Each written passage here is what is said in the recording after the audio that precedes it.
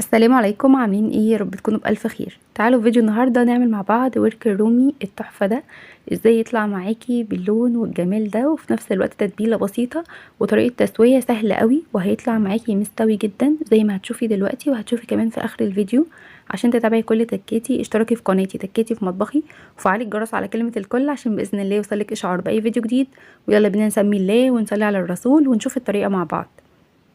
اول حاجه طبعا وانا حبيت اعمل معاكم كل الخطوات، هنضفه طبعا كويس جدا. وهو الجلد زي ما انتم شايفين كده مش بيتشال بسهوله زي الفراخ بالايد، لا بالسكينه كده هتبداي ان انت تفصلي الجلد عن اللحم وتنضفي بقى اي حاجه من الماده الشفافه دي اللي بتبقى موجوده، وتغسليه كويس جدا وتشيلي منه اي زوايد. بعد كده هتجيبي حله او بلاستيكه او بوله اي حاجه تستوعبه، وهتبداي اللي احنا ننقعه لمدة 3 أو 4 ساعات في محلول النقع اللي احنا هنعمله دلوقتي مع بعض.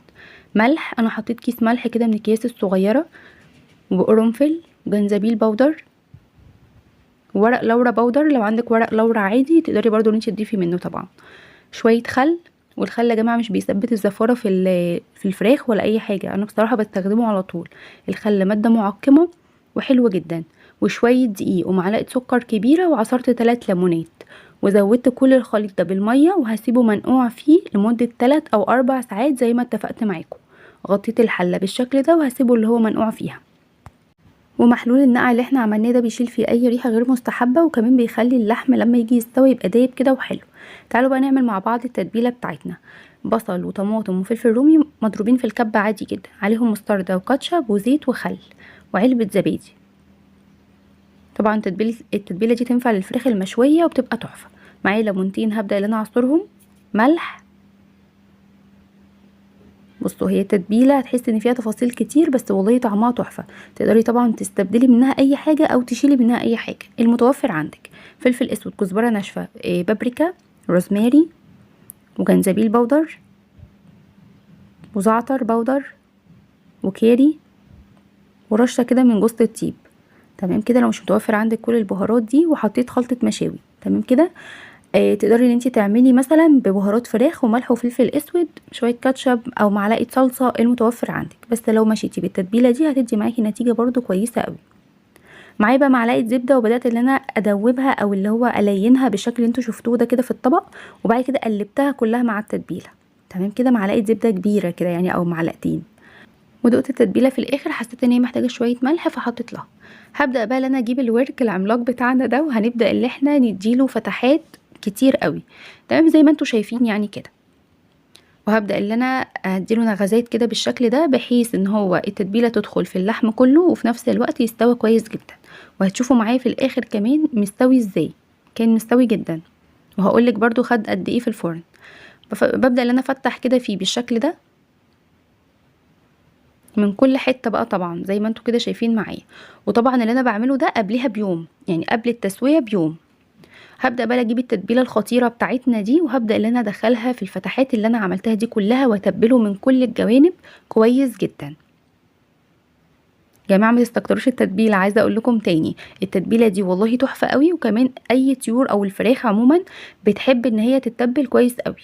تمام بعكس اللحمه يعني. هبدا ان انا اخد التتبيله واشرب منها الورك كويس قوي. كمان ما تنسوش في التتبيله الصويا صوص الغامق، انا ضفتها بس وانا بقول التتبيله يعني نسيت اللي انا اقولها. هجيب بقى كام فص حبهان كده اوزعهم في الصينيه، طبعا هيديله ريحه حلوه قوي عند التسويه. هبدا ان انا اغطي الصينيه بتاعتي بكيس كويس جدا، ودخلتها في التلاجة من بالليل للصبح زي ما انا قلت لكم. ده بقى تاني يوم الصبح هبدا ان انا اغطي الورك بورق زبده وبعد كده ورق فويل. لقيت الورق الفويل مش جاي على الصينيه، وفي نفس الوقت الصينيه مش داخله في الفرن كويس. نقلتها في صاج اللي هو المستطيل دوت، وبرده غطيته بورق زبده وورق فويل وقفلته كويس قوي. وهبدا ان انا ادخله على فرن سخن ودخلته على ارضيه الفرن. هقول لكم دلوقتي خد مده قد ايه، بس تعالوا بقى نعمل مع بعض الرز العزومات او رز المطاعم او الرز اللي بالقرفه او بالمكسرات زي ما بتسميه يعني. عندي معلقتين سكر كبار احطهم في الحله، ومش هقلب خالص لحد ما السكر يبدا يسيح. اول ما السكر يبدا يسيح هبدا ان انا اقلب فيه لحد ما ياخد الدرجه اللي انتوا شفتوها دي. احط عليه بصلايه صغيره متقطعه قطع صغيره بالشكل ده. تمام. وبعد كده شويه فلفل اسود وقرفه، حوالي 3 معالق صغيرين كده من القرفه. وهبدا ان انا اقلب كل ده مع بعض لحد ما يوصل معاكي للون البني الحلو ده. هضيف عليهم الرز.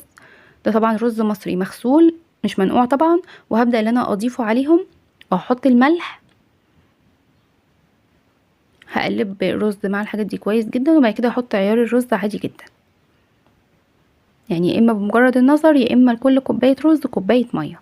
تعالوا بقى نحضر مع بعض المكسرات اللي انت هتضيفيها من فوق الوش. معلقه زيت كده بسيطه، وببدا ان انا اقلب فيها المكسرات بتاعتي، اي نوع مكسرات عندك، سوداني بس، سوداني، بندق، اي حاجه، اي حاجه متوفره عندك. بعد ما حطيت المكسرات كده تقلبتين 3 مع الزيت، شلتهم وحطيت مكانهم الزبيب، وده الشكل النهائي للرز. وليه ما حطيتش الزبيب مع المكسرات؟ عشان مش كل اللي في البيت بيحبوا الزبيب. بصراحه الرز ده مع الزبيب انا عن نفسي بحبه جدا، يبقى تحفه.